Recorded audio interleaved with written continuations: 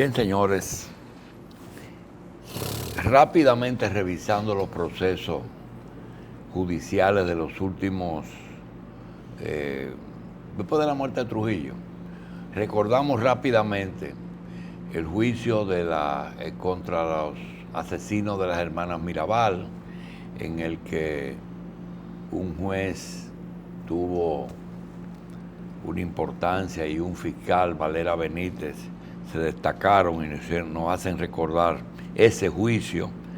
También recordamos el juicio de que el gobierno Balaguer acusa al gobierno de Jorge Blanco de corrupción en el periodo 1982-1986, dirigido por el propio Balaguer. El tema de los bancos, Hipólito Mejía, que entendía que ese hecho le iba a producir la reelección en la presidencia, y ahora el caso de Odebrecht. También hay un caso que para los abogados debe ser interesante, y es el caso de la modalidad de los juicios de hechos ocurridos aquí y juzgados fuera, como es el caso de Quirino. Pero en fin, el caso de Odebrecht es el último, y recientemente el procurador acusó formalmente a una serie de personas encabezado por Ángel Rondón, que inmediatamente presentó un escrito a la Procuraduría General, o al juez de instrucción, no sé a quién, el doctor Junior nos ayudará. Y nosotros aquí hemos decidido que en lo que esa preliminar se fije y ocurra, nosotros vamos a conversar con los diferentes sectores que vengan aquí a hablar de ese caso. Dentro de la lista de los 106 testigos que cita Rondón en interés de aclarar su asunto, ha traído muchos comentarios. Algunos dicen que si esa lista es una amenaza, que si esa lista es una forma de que esa persona lo defiendan, de que esa lista son testigos de que en ningún caso, y eso él lo dijo, de que en ningún caso él le ofreció soborno a ninguno de los funcionarios ni personas que tienen que ver con eso.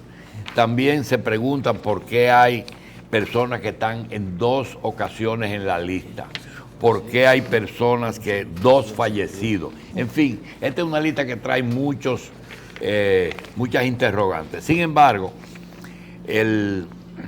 hoy tenemos la oportunidad de tener con nosotros uno de los personajes que están aquí. Y por cierto, que nos viene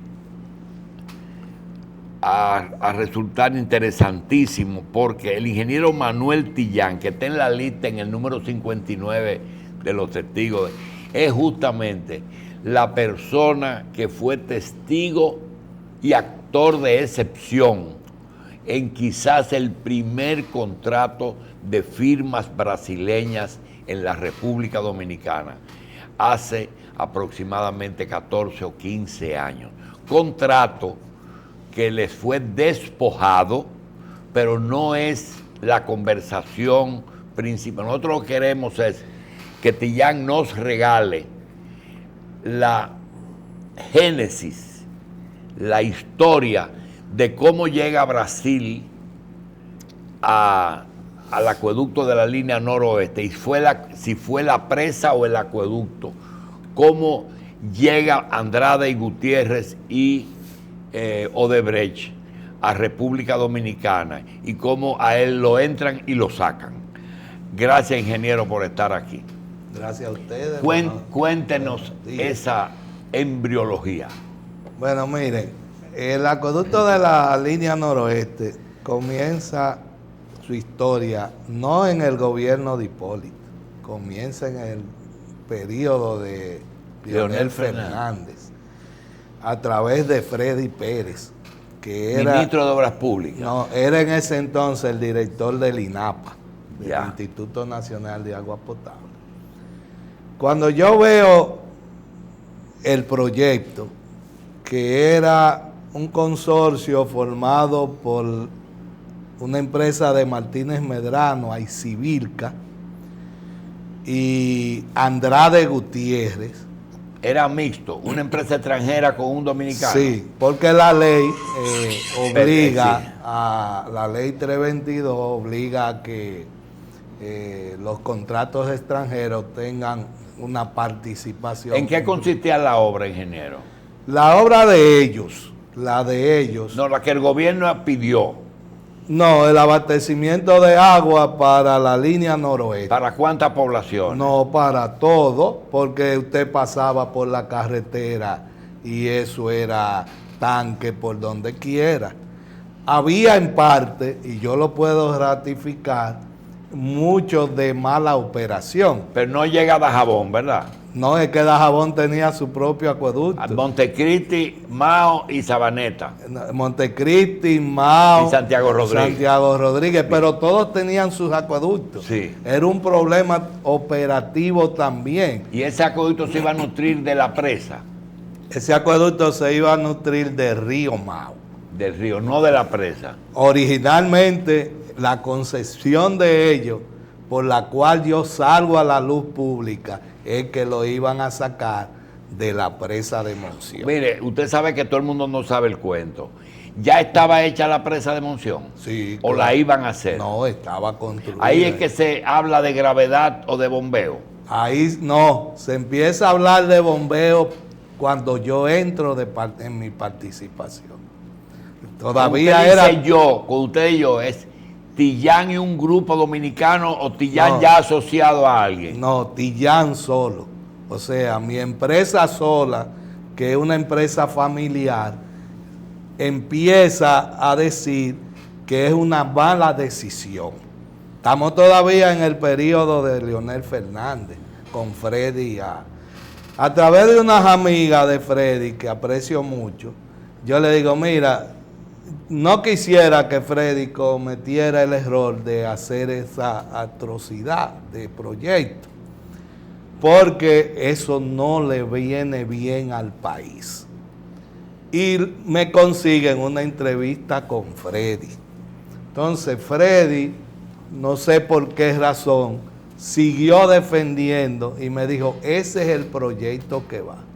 Entonces yo le dije, bueno, si ese es el proyecto que va, yo tengo el mío, que ya yo había inclusive incursionado en el de Santo Domingo un poquito, pero en el de Cibao Central, que José Israel sí es muy testigo de eso, y hay muchos testigos, yo participé muy fuerte también en la posición que adoptó el ingeniero Canalda y su grupo, un desastre también. Entonces, al Freddy decirme eso, yo empiezo a salir a la luz pública. Y a través de amigos me consiguen espacio para yo externar mis ideas. Y el proyecto mío concebía diferentes captaciones.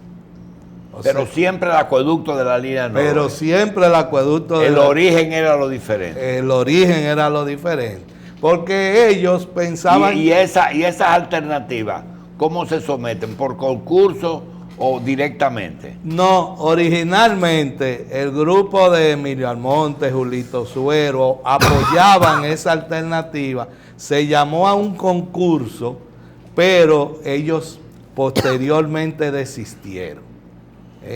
Entonces, en esas discusiones viene el paso al gobierno de Hipólito Mejía.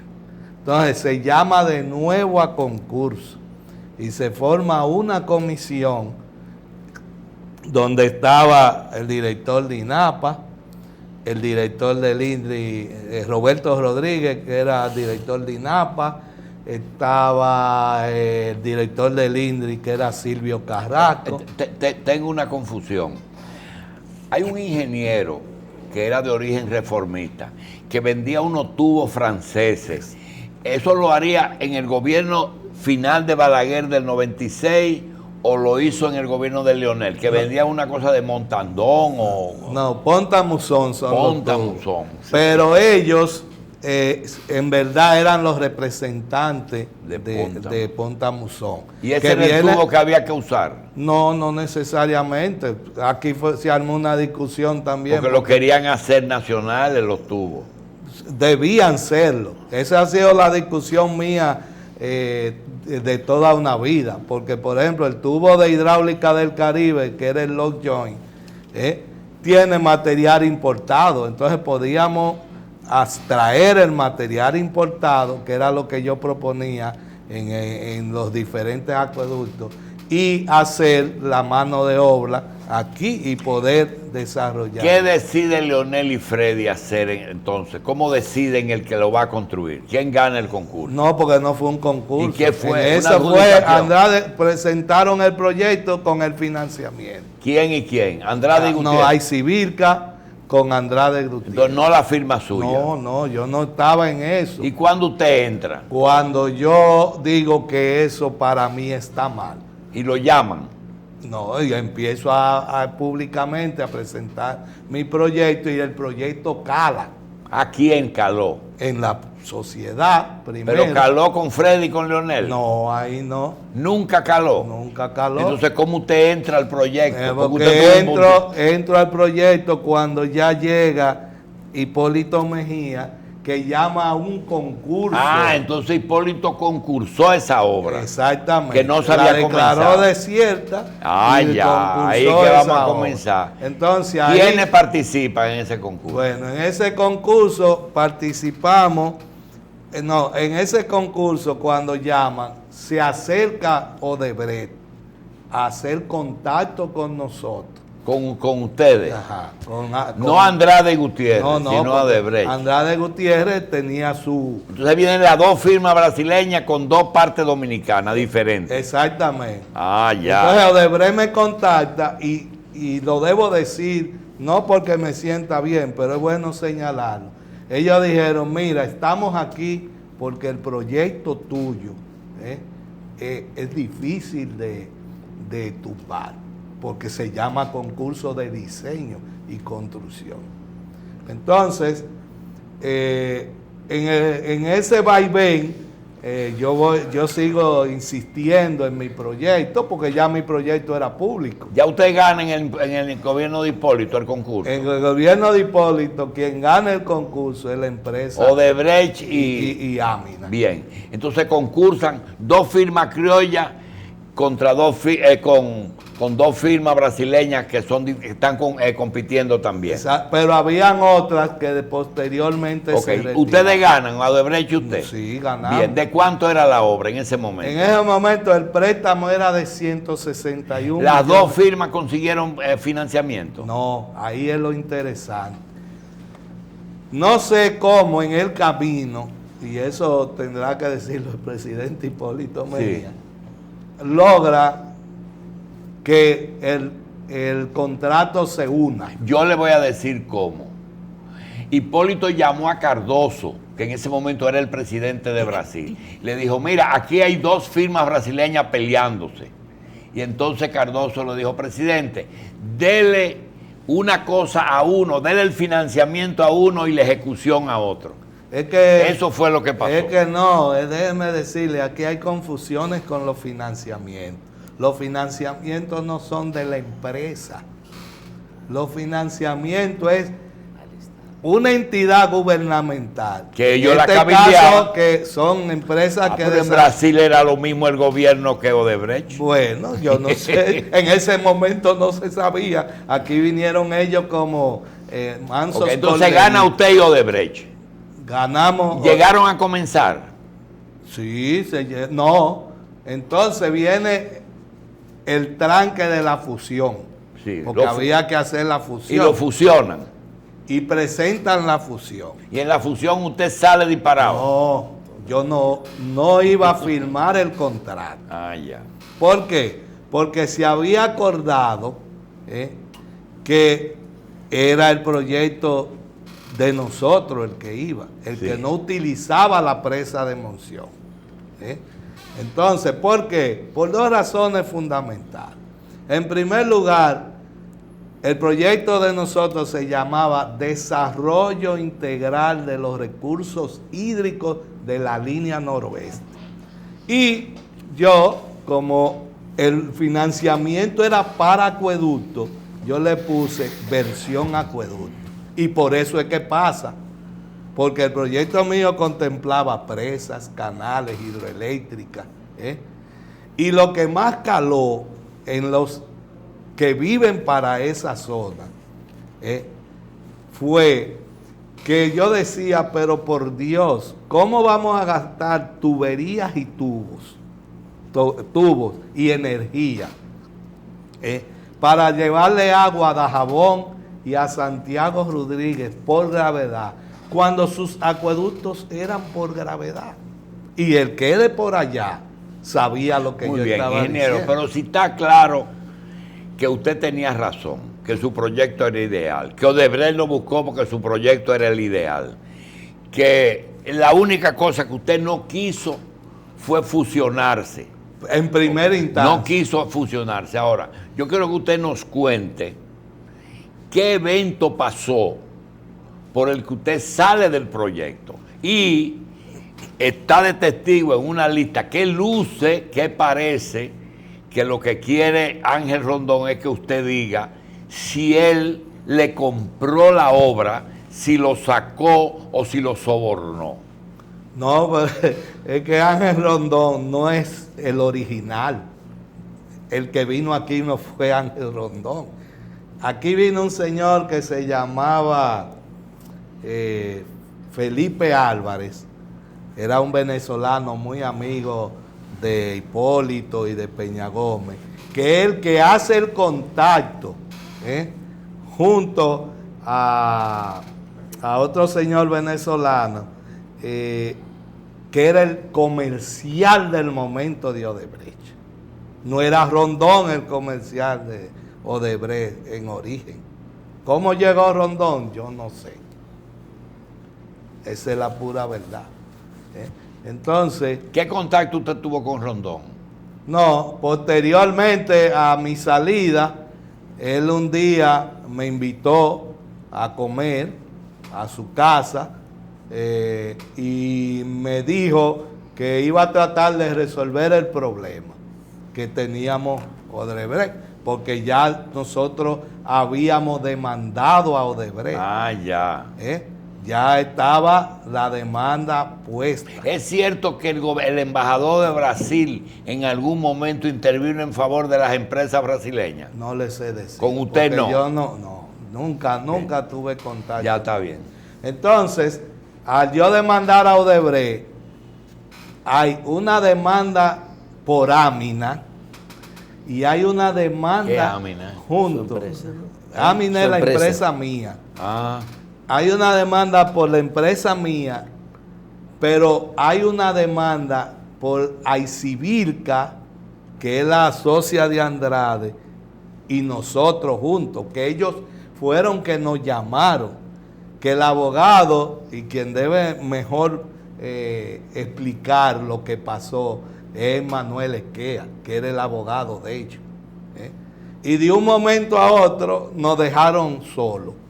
Aparece, no sé qué pasó, abandonaron el caso y posteriormente dieron una sentencia ahí que no se entendió. ¿De qué año estamos hablando? 2004, 2005, por ahí.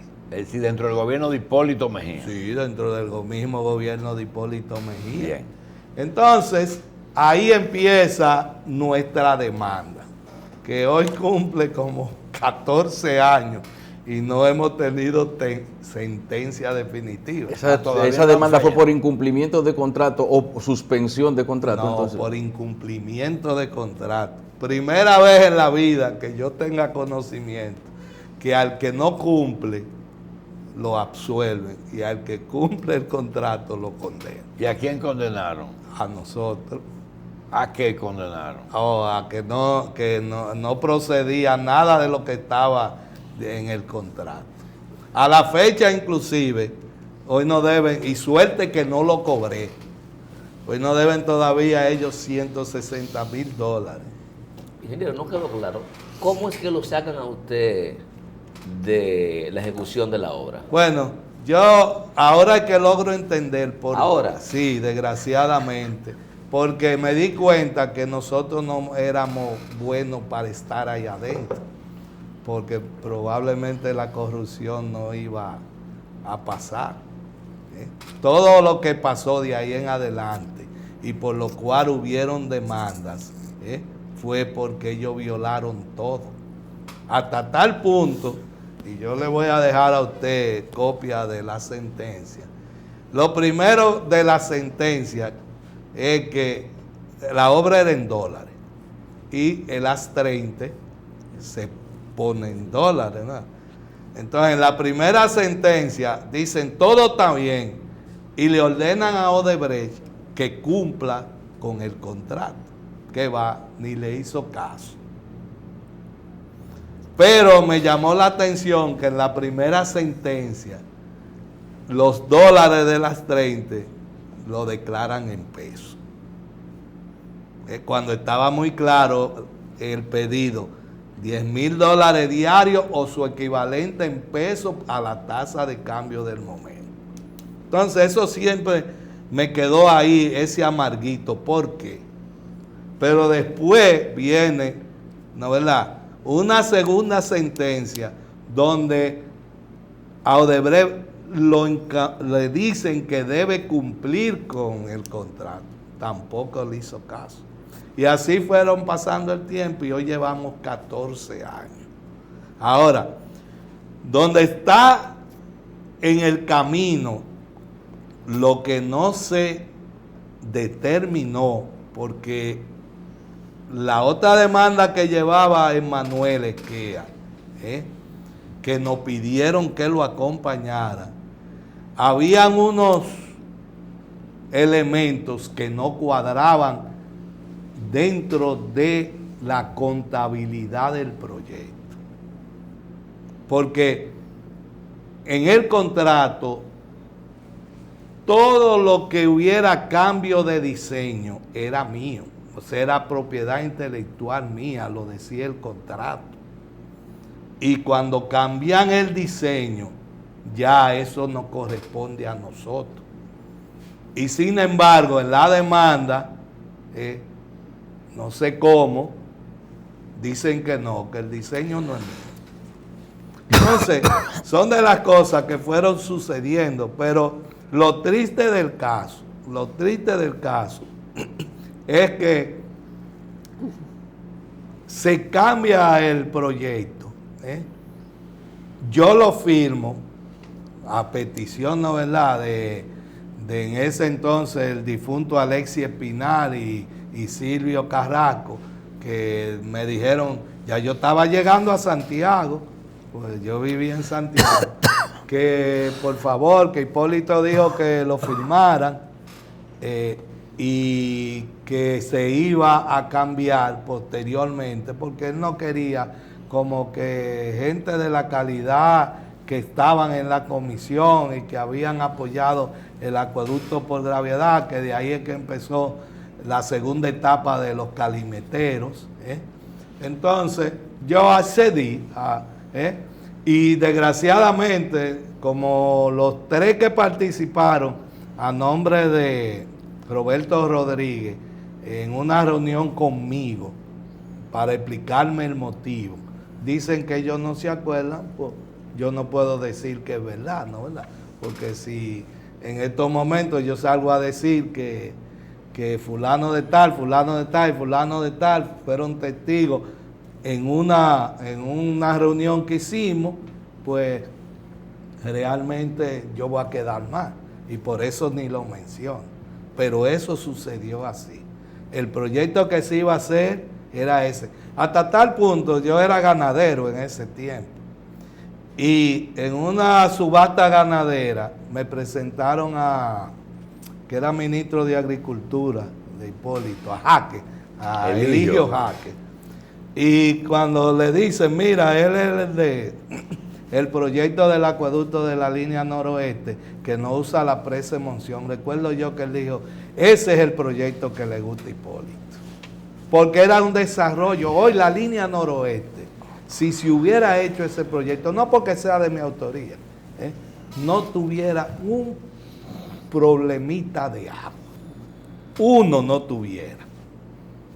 Porque era un desarrollo al paso, pero progresivo. Ahora mismo, llevarle agua, suponiendo que hagan el muelle de Manzanillo, Sí. o que se desarrolle turísticamente Montecristi, el proyecto va a costar mucho más que lo que costó el acueducto de la línea noroeste. Porque lo que se volvieron fueron colocadores de tubos. No hubo nada de desarrollo para la línea noroeste. Y siempre he dicho, y yo creo que ustedes son testigos, que esta corrupción que están manejando, esa no es la corrupción de la ingeniería. La corrupción técnica es la que lleva al país al abismo. Y todos los proyectos que hizo Odebrecht, no hay uno que no tenga corrupción técnica. Uno no hay que tenga. Entonces estamos concentrados en que si sobornaron 92 o si fue 80, cuando las verdaderas pérdidas de inversión inicial primero. Ahí está Pinalito y Palomino. Y después de operación, son costos que no tienen comparación y no han hecho 10 o 20 veces más pobres en los 17 años. La corrupción técnica, usted habla de cómo por razones de beneficiar a alguien o se cambian algunas especificaciones de lo que es los proyectos originales. No, se hacen los diseños malos, que es lo que ha hecho totalmente. Se hacen los diseños a la medida de los bolsillos que se quieren llenar. Que se quieren llenar. Y para hacerlo más fácil.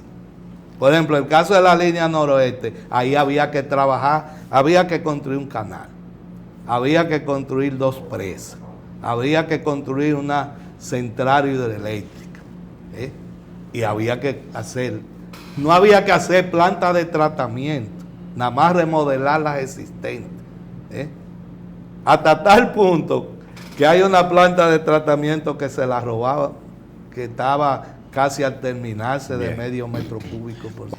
¿Cuánto más costó con relación al proyecto original suyo ese acueducto? Y ¿qué por ciento de lo que usted pensó originalmente que se hiciera hay actualmente en la obra?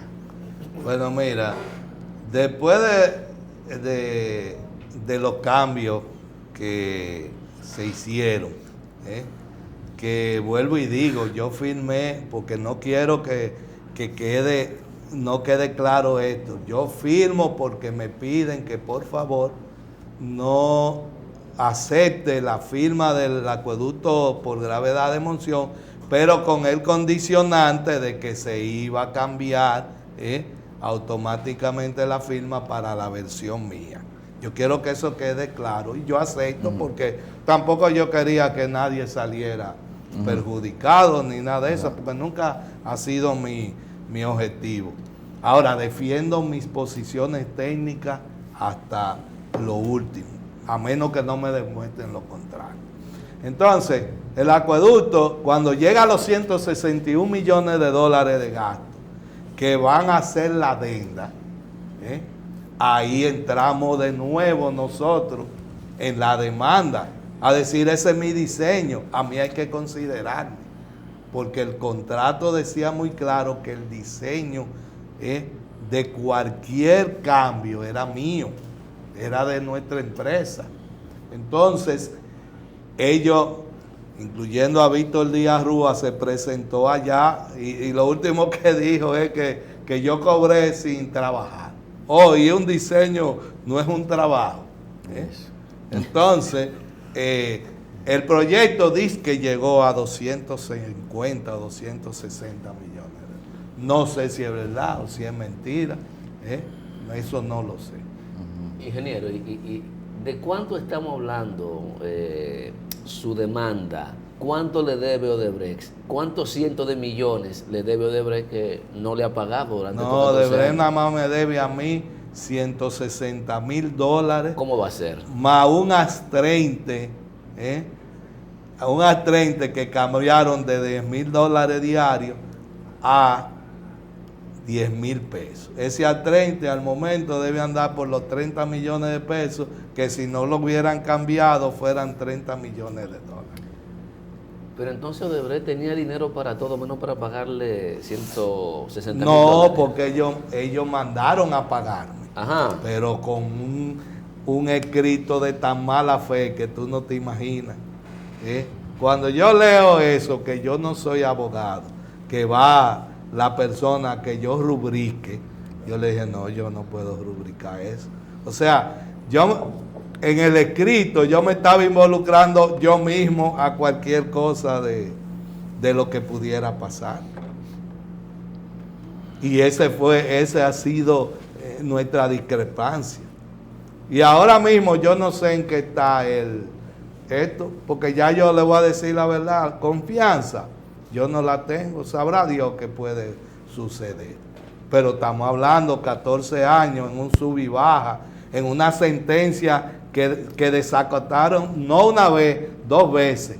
Y hay una tercera que desacataron al Pleno de la Suprema Corte de Justicia. Al Pleno, donde ordenaba la ejecución. Y no les importó. Entonces, cuando se llega en nuestro país a cosas así, donde ya una empresa se vuelve sobre todas las cosas, entonces no hay esperanza. Porque yo vuelvo e insisto, el problema no es la corrupción administrativa, es la corrupción técnica. Eso es lo que tiene que hacer el Procurador General de la República. Investigar verdaderamente lo técnico. Porque ahí es que está el negocio. ¿Tú crees que 92, 180 millones, porque es por 2 que se multiplica la cosa? Eso no da ni para reparar el acueducto de la línea noroeste y volverlo eficiente. Imagínate, ¿qué hay de lo demás? Palomino, Pinalito. Yo, en Pinalito, que fue la segunda obra de ellos aquí, yo perdí mi asesoría en CDE. ¿Por qué? Porque yo dije en una reunión, es que esa no es la máquina de la tuneladora a usar. Se va a hundir. Oye bien, alguien defendiendo los intereses dominicanos, que Radamés Segura. se para y den la mesa y dice, ¿cómo es posible que los de afuera estén defendiendo más a esta obra que los de adentro? Pero salí y la máquina se hundió y no había que pagarle a ellos por contrato. ¿Qué es lo que la máquina La máquina tuneladora. ¿Pero se hundió dónde? En la construcción, en Pinalito. No. Y entonces eso no había que pagarlo porque fue una mala elección. Y ya alguien de parte de CDE había dicho que la máquina se iba a hundir. Y tú me ibas a decir, bueno, pero había estudios, donde más había estudios era ahí. Se veía claro que esa máquina no funcionaba. Y de Palomino ni se diga. Entonces, ¿a dónde vamos a llegar? ¿Con los 92 millones de dólares o los 182? No es ahí. Tenemos que aprender y a sacar la moraleja de lo que está pasando. Que los proyectos de ingeniería son buenos cuando técnica y económicamente son viables. No puede haber un proyecto de ingeniería que no sea viable económicamente. Y por eso estamos hundidos los 40,000 millones o los 50,000 millones que debemos. Ese es el problema. No hay una obra, no hay una obra que se haya hecho que técnica y económicamente sea viable. Hemos hecho, sí, económicamente rico a muchos, en perjuicio del Estado Dominicano. Esa es la pura verdad. Y no hay que ir muy lejos. Yo no sé, yo oí un comentario de José un día, que creo que hablaba de los pilotes del puente de Soco. Creo que lo hizo un día. Y eso es sencillo, nada más hay que irlo a contar, ellos están ahí. Y así es que se hacen las auditorías de ingeniería. Porque la administrativa sirve para nada. A veces un precio se justifica. Por ejemplo, yo voy a poner este ejemplo. En obras públicas hay un departamento hidráulico. Y éramos varios contratistas colocando tuberías. Y un día yo llego allá y digo, mira, el precio no me da. No, pero ¿por qué? Digo, porque no me da, porque la colocación no tengo el rendimiento. Entonces dice, pero los otros lo hacen a ese precio y no protestan. Digo, bueno, pues mira, yo voy a ir a aprender a ver cómo es que lo hacen. Eso es para esclarecer que un precio y otro precio no es lo fundamental en la ingeniería. Y me voy a ver cómo los otros hacían el trabajo. Ah, sí, yo lo descubrí. Ellos enchuflaban el tubo, le ponían un chin de cemento y ya, y venía el otro tubo, le ponían el otro chin de cemento y fui allá. Y le dije, no, mira la diferencia, ellos ponen así y yo le pongo la estopa al tubo y eso me coge tiempo. Y Obra Pública me reconoció el precio. Porque hay algo, ¿cómo es que dicen? Lo legal no es lo justo a veces. Entonces, no tener un precio siempre se justifica. Los ingenieros lo saben. Y por eso yo nunca digo que una obra está sobrevaluada o subvaluada. Es más, te voy a decir algo, es más peligroso la obra subevaluada que la sobrevaluada. Ingeniero, ¿por qué lo proponen como testigo a descargo del señor Rondón? Bueno, mira, la verdad que ahí yo no tengo nada, no sé. Si me preguntas por qué, no sé. Yo no sé por qué ellos me puso ahí Rondón, porque Rondón no estaba. O sea, Rondón, cuando yo estaba, él no estaba. A lo mejor él quiere que tú atestigues que ustedes no tienen nada que ver. Ah, bueno, pues, y mejor diré la verdad. Y también diré que si me pregunta que si él me dio, sí, la comida que me invitó me dio. Bueno, a lo mejor quiere decir que usted, cómo se dio el contrato o si se lo quitaron, eso él quiere que usted lo diga. No, yo voy con mucho gusto. Mira, yo no tengo ningún inconveniente. Bien. Porque yo nada más, la verdad. Pero nos vemos en los tribunales. Nos veremos ya. Si tú me permites 2 minutos. Seguro, y 4 también. Miren, yo quiero hacer una advertencia. Aquí estamos cometiendo un error. Yo voy a querer que me pongan esta gráfica. Estamos cometiendo un error que nos puede llevar a ser un país inviable. Esa gráfica que ustedes ven ahí, es el agua de mar aquí y el agua dulce de este lado. ¿De dónde? No, de toda la zona costera de la República Dominicana. Entonces, tenemos una sobreexplotación de los acuíferos que se está volviendo gravísimo. No grave, no, gravísimo. Esos son los pozos que hacen. Exactamente.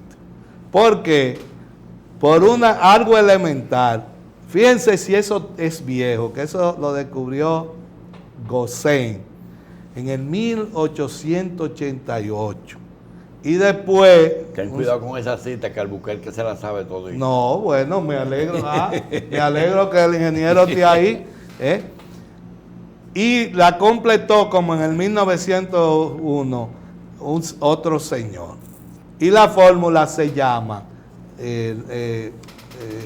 Gosén y no me acuerdo el otro. Pero ¿cuál es la esencia de esto? Y viene al punto de que aquí yo vengo propugnando, y quiero que quede claro eso, que que no podemos hacer emisores submarinos, que el agua de los alcantarillados tienen que volver a la tierra después de tratado. Porque hay dos cosas fundamentales aquí. Si un acuífero se sala, oigan bien, mire la recuperación, y aquí está el ingeniero, si ahorita lo puede decir o no, la recuperación es prácticamente imposible. Y si un acuífero se contamina, la situación es peor. Y aquí lo sabemos, tiramos el agua para el acuífero y recogemos en el otro edificio otra vez el agua para hacerlo. Entonces, lo peligroso de esto es que hay dos contratos ahora mismo anunciados, que salió en los periódicos, el de Boca Chica y el de Salinidad. Si eso se hace, la relación de esa fórmula que descubrieron esos señores es que por cada metro de agua dulce que usted le baja al acuífero, el acuífero le entra en el mar, le entra el agua salada 40 metros. La relación es 1 por 40 metros en un punto. Y eso que ustedes ven ahí, no sé si, eso que ustedes ven ahí es el equilibrio del punto del acuífero. Lo que está rayado es lo que está por encima del nivel del mar. Y es el caso de Boca Chica, el río Brujuela, que sale o salía, ya no sé ya si sale, en ese punto. Entonces, cada vez que le bajamos al acuífero 1 metro en ese punto, esa masa que está aquí, esa masa, entra hacia adentro y va salinizando el acuífero. Un 2% de agua salada que se meta, ya el acuífero para el humano no sirve. Entonces, eso que está ahí, está en la bendito que yo he dicho, artículo 15 de la Constitución de la República, que hay que modificar. Y ahora hay que modificarlo más claro, porque yo digo que el pacto eléctrico no se puede firmar si no se modifica ese artículo, porque ha sido el arma para desbaratar el sistema hidráulico de la República Dominicana en cuanto a energía. Y eso hay que tenerlo muy en cuenta. Pero ese artículo hay que ponerlo muy claro. Y esos dos contratos violan la Constitución de la República. Oigan bien lo que estoy diciendo. Violan la Constitución de la República, que dice en su artículo 15, el Estado promoverá la elaboración e implementación de políticas efectivas para la protección de los recursos hídricos de la nación. Nos vamos a quedar sin agua si botamos el agua. ¿Esos contratos ya están otorgados? Sí, pero hay que echarlo para atrás. ¿Cuáles son los contratos? El de Boca Chica y el de la barrera de salinidad de los Sama. ¿La que va a elevar o la que va a hacer? No, ya esa está hecha. Le van a sacar más agua al río. Al sacarle más agua al río, la cantidad de la altura del acuífero va a rebajarse. Y por consiguiente el agua de mar va a penetrar. Y entonces el campo de pozo de los Marenos, de Matamamón, que abastece a Santo Domingo, pero no, los campos de pozo que abastecen a todos. Por ejemplo, mis últimos 2 datos. En Bávaro, por donde pasa la autopista del Coral, ahí determinamos ya 1000 partes por millón de cloruro en el agua. 1000 partes por millón. Y el río Yaque del Norte, y esto estoy hablando del año 84, cuando yo trabajaba allá. Cuando venía la pleamar, el agua salada llegaba a 6 o 8 kilómetros río adentro. Bien. Entonces estamos hablando de cosas muy serias. Muchas gracias por darnos esta oportunidad y de esta advertencia, que es muy importante. Gracias. Ingeniero Manuel Tillán, gracias.